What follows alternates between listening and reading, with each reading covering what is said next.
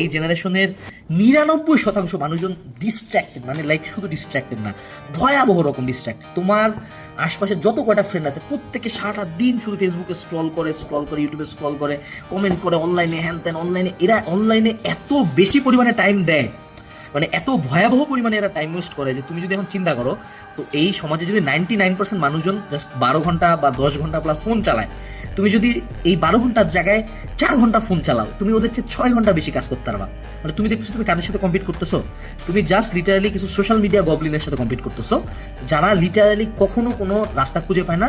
এই জন্য হলে এরা ভয়ানক রকম ডিস্ট্রাক্টেড, মানে অ্যাবনর্মালি ডিস্ট্রাক্টেড। তুমি জাস্ট মানে 7 দিন ফোনটা কম চালায় পড়াশোনা করার চেষ্টা করো, তুমি দেখবা তোমার 70% ফ্রেন্ডকে তুমি কাটাই দিচ্ছ জাস্ট ফোনটা রাখার কারণে, আর এরপরে তুমি যদি স্কিল শিখো, এরপরে যদি তুমি কোনো একটা ইনকামের চেষ্টা করো, এরপর যদি অন্য কোনো কিছু ট্রাই করো, ওটা কিন্তু আরো বেটার হবে, ওদের চেয়ে বেটার হবে। কারণ তুমি কয়জন কাকে দেখতেছো কে স্কিল শিখতেছে, কয়জন কাকে দেখছো বিজনেস করা ট্রাই করতেছে, কয়জনকে দেখছো জিমে যাচ্ছে, কেউ কিছু করতেছে না।